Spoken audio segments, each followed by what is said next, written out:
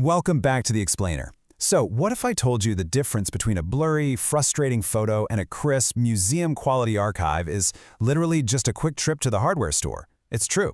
Today, we're going to show you exactly how to build a rock-solid, professional-grade copy stand for an absolute fraction of the retail cost. If you've been putting off digitizing your family archives just because you thought the gear was way too expensive, well, you're in exactly the right place. Let's dive right in. When we start archiving, the sticker shock is real. You might be thinking, why on earth would I drop $500 on a dedicated copy stand when I've got a perfectly good tripod sitting in the closet? Well, honestly, it comes down to physics. Tripods are built to stand around things, right? Not lean over them.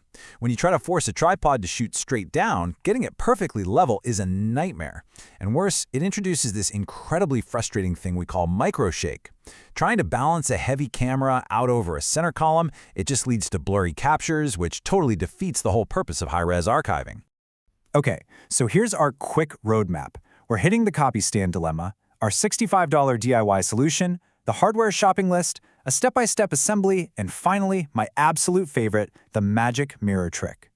Starting off with Section 1, the copy stand dilemma and beating the microshake. So your typical retail copy stands?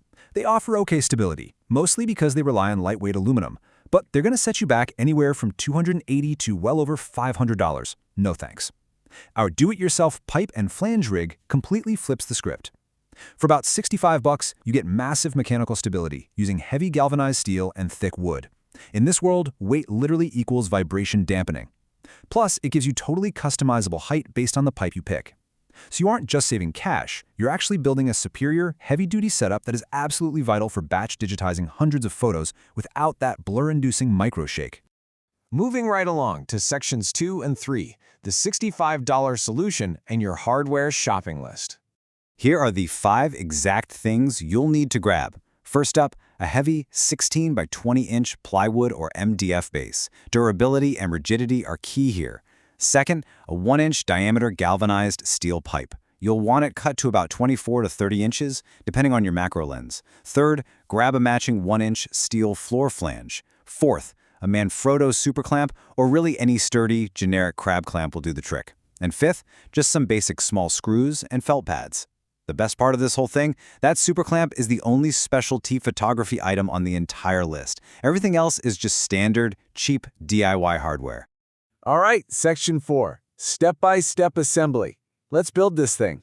Here is how it comes together in 3 super easy steps. Step 1, prep the base. Just center that floor flange on the back of your thick plywood and screw it down tight. Oh, and stick those felt pads underneath. It's a great little trick so you can slide the whole heavy rig across your desk later without ruining the wood. Step 2, set the pillar. Thread your steel pipe down into the flange, hand tight plus maybe a quarter turn with a wrench. Now listen up, because here is a massive pro tip from our sources. Plumbing parts are almost always coated in this nasty industrial grease. You absolutely have to wipe that steel pipe down with degreaser or rubbing alcohol. I mean, you definitely do not want plumbing grease dripping onto your vintage family photos. That'd be a total disaster. And finally, step 3, attach the camera arm. Just lock your super clamp onto the steel pipe, attach a low-profile ball head to the stud, and mount your camera. Done.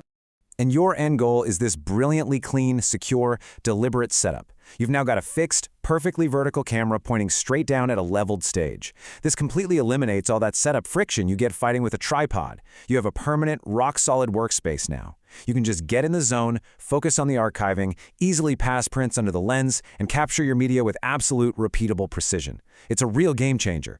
Finally, Section 5, the magic mirror trick for pro calibration.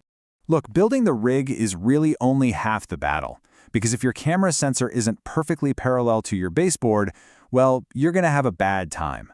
With macro lenses, the depth of field is insanely narrow. If you're tilted by even a single degree, you lose that crisp corner-to-corner sharpness, and honestly, you cannot fix that in post. So how do we guarantee this DIY rig is dead on? Here is the insider secret. Step 1, grab a simple pocket mirror and lay it flat on the baseboard directly under your lens.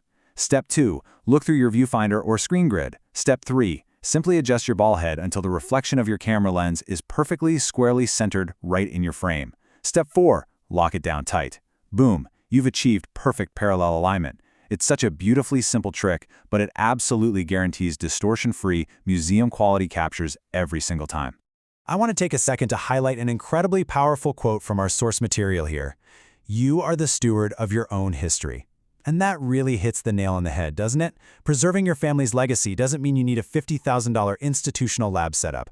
With a little elbow grease, a quick hardware store run, and knowing how to perfectly align your gear, this affordable DIY rig empowers you to do true museum-quality archiving right at home. You are literally taking direct control of your past to protect it for the future. Which brings us to a really fun question to leave you with. What memories are you going to digitize first? Are we talking about those fragile glass plate negatives hidden up in the attic? A dusty old box of 35mm slides? Or maybe those carefully curated family albums from your grandparents? Let this explainer be the spark. Go gather up that vintage media, set up your new $65 pipe and flange rig, and start your own incredible preservation journey today. Thanks for hanging out with me, and seriously, go build that rig.